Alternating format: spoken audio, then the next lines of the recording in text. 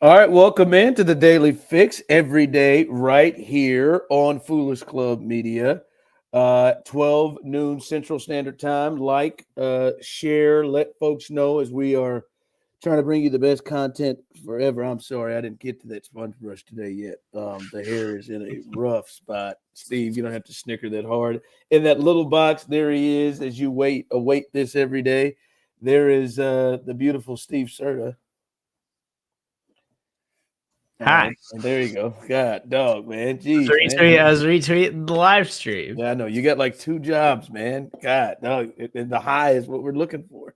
But no, we appreciate you taking us in. Twitter, like we said, share, please. Facebook, share, please. YouTube, we appreciate you doing that. It is one thing that I do ask you to do if you have not done so. And let the folks know, please like and subscribe our Foolish Club Media page. Go to our YouTube channel, Foolish Club Media, like and subscribe, and you'll get all of the content that we bring out today. Is Wednesday, so that means Brian's World, Brian B. Shining, will drop his pod today. So make sure you look out for that. And you got Beach Season, you've got Show and BK, which drops on Fridays, and you got the post game show, which many people look forward to, and all of the other content that you can find at Foolish Club Media. All right, not going to hold you too long, as usual. I'm not going to say that I'm a super fan of this guy, but I really don't. I really don't want to see him go out like this. This is definitely, he is better than this, and hopefully it doesn't come to this. Also, the DJ Humphries injury. Hope that isn't serious. I'll tell you why, because I know there are a lot of people, including my partner on Show and BK, who's just like good riddance almost, just because he had nothing. But I hope it's not serious. But I do want to start here. Throw up my 2 minutes there, Steve.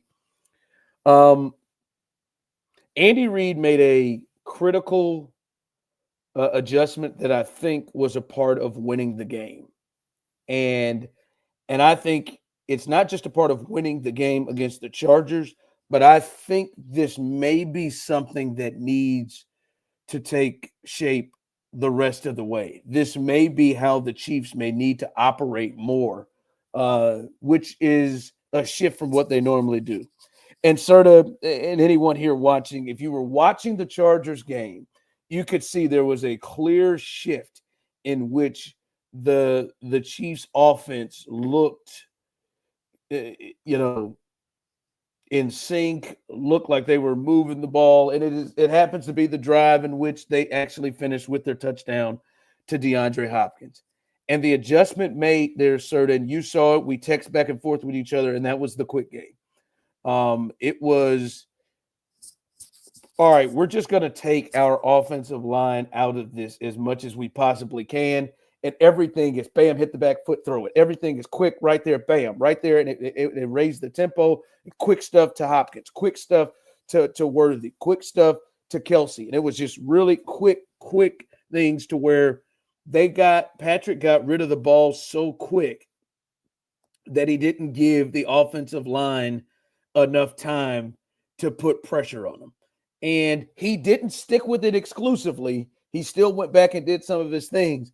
But even when they were able to move it at times in the second half, it was really quick stuff, and it was back foot getting it out and not, moving around and trying to create stuff or allowing Mack and Bosa and company to get pressure. So I think that's going to have to potentially be the route they go. And I would urge you to think, when you think about that, they're not going to be able to get big plays.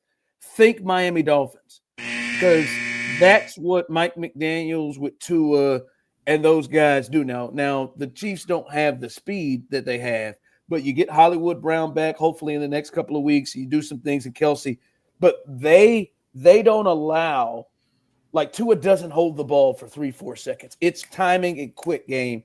And we saw them have success, and it helps the biggest hindrance on this team, which is the outside and offensive line, particularly off the edges. I think sort of this, and I'm really watching this game on Sunday against the Browns to see if this is something that continues.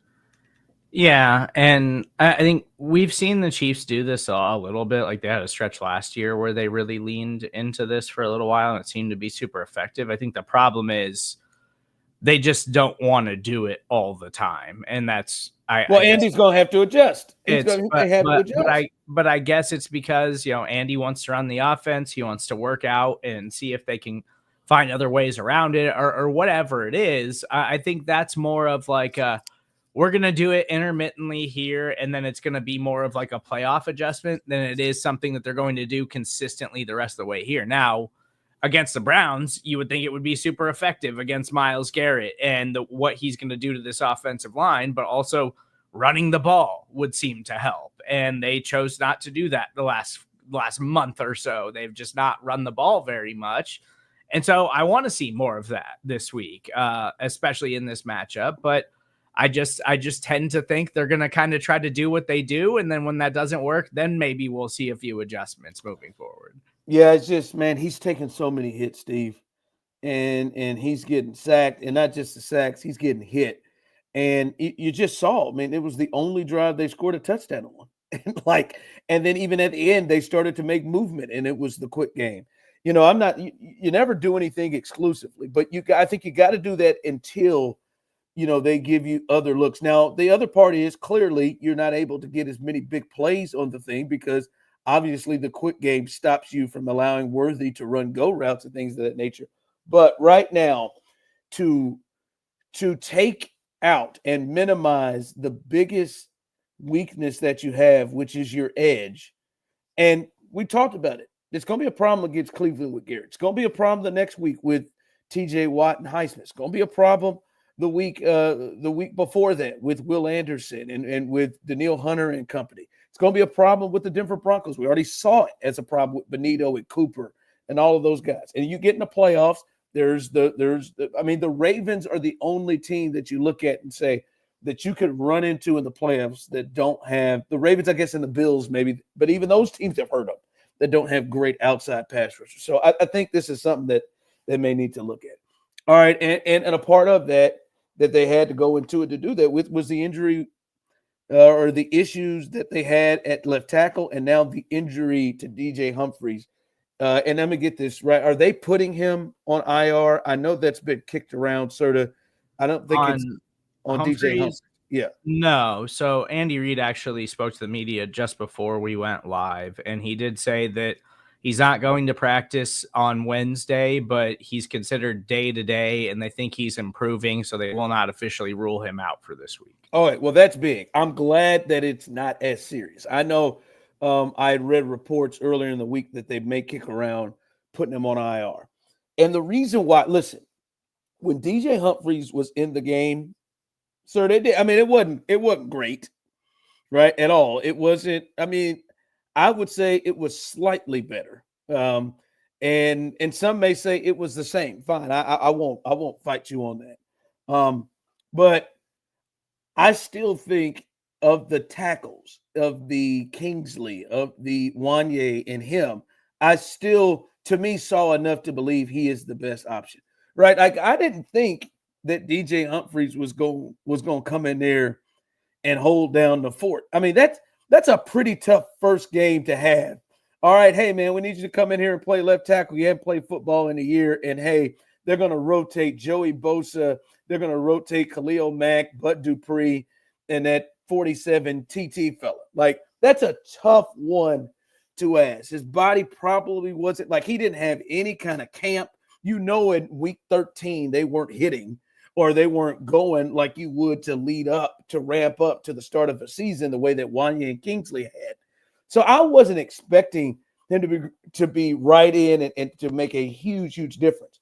But I do think the more work he gets, that he will at least slide up into what they got last year. Like I know enough, Steve, to believe that he will slide. Like if he gets reps, that he'll slide up to give the Chiefs at least what they got from Donovan last year. That to me is all that I can ask for. So I am super, super glad to hear that this isn't a serious thing from DJ Humphries. Yeah, I mean, some of it was promising, some of it wasn't great, but as we already True. mentioned, like, it's just you just need him to be, like, slightly below average, and that's better than what you put on the field this season. Now, the injury is concerning because it's like, it's a guy who hadn't played in a year, and he's an older player, and so it's like, did they rush him back out of necessity, and now he's injured? And then, yeah, it doesn't get easier from here. Like, your next 4 games are all against teams with good pass rushes there that are going to give you problems. And then you're talking about postseason football. But if the Chiefs can just handle business down the stretch and get that first round bye, it could be massive for them to get Humphries healthy and make sure he's good for the playoff run. But sir, in the first half, especially the first quarter and a half, like the offensive line held up as well as we've seen in a while. Like there were multiple times that Pat dropped back and just patted the ball and nobody could get open. Like I remember you texting me talking about, man, this is really showing the lack of speed that the Chiefs have because he's got time back there. So that's why I'm saying, like, we were seeing moments sort of where Wanya Morris, I mean, he was getting beat like it was a blitz and nobody was there. So and of course, as the game went on, he struggled. And like I said, you're going to struggle against those guys your first time playing football with no real ramp-up period. Not just your first time playing football, but hell, he just got on the team just before Thanksgiving. So, I saw one pressure given up because it looked like the communication between him and Tooney on how to switch things off went awry, and that was with one of the pressures. And I'll be honest with you, a couple of times Patrick Mahomes walked himself into sacks by stepping up. Like one of the sacks Bosa got he was blocked well, and Pat just stepped up into where Bosa was. So, like I thought it was promising to get to the Donovan Smith level. All right. So I don't know if this is official, but there's some reports floating around out there right now that UNC is reportedly finalizing a deal to make Bill Belichick their next head coach. You got to be kidding me. All right. Well, then let's hit it. Is that this is awful. Listen, man, I don't think this is going to work. I don't think this is going to be a long-term deal. I completely think this is as a bad thing. Yeah, I'm seeing the reports too as well, sir. I don't want to, and I'm not a huge Bill Belichick fan. I'm gonna be honest with you for that. I don't want to see this man go out like this. This looks like desperation. This looks like somebody who like isn't happy enough with life to just take stuff that's completely beneath him and he's overqualified for. Like this is like Bill Belichick leaving the NFL, being 28 wins short of passing Don Shula for the most wins of all time and going to coach at Kansas, a basketball school. Like it's not even a good football. It's not a good college football school. He's going to North Carolina. Like, I mean, he is a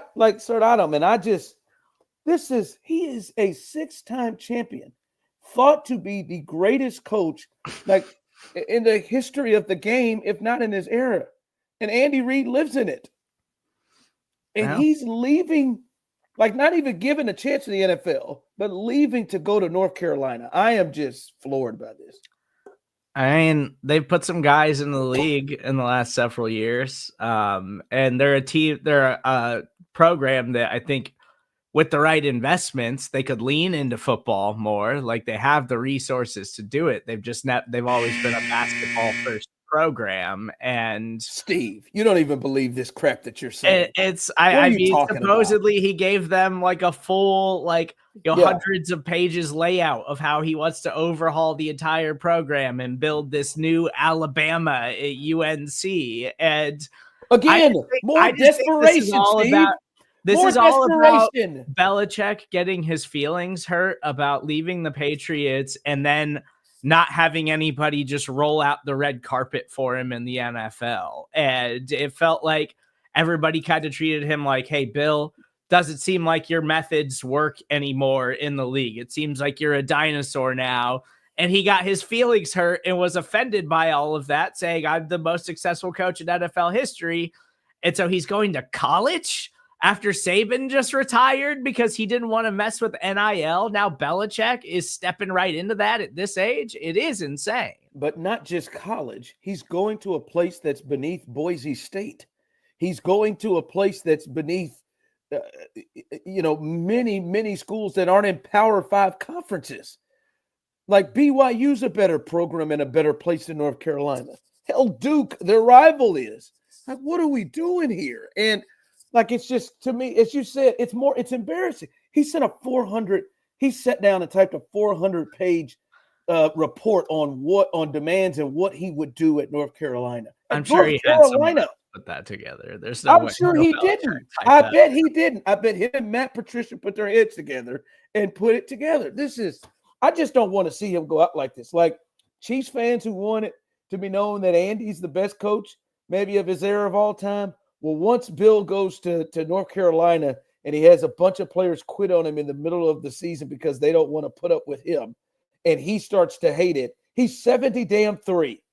Get an NFL job or go sit down and enjoy yourself. Good God almighty. Stop it, Bill. Rethink it. Hi, Mom and Courtney.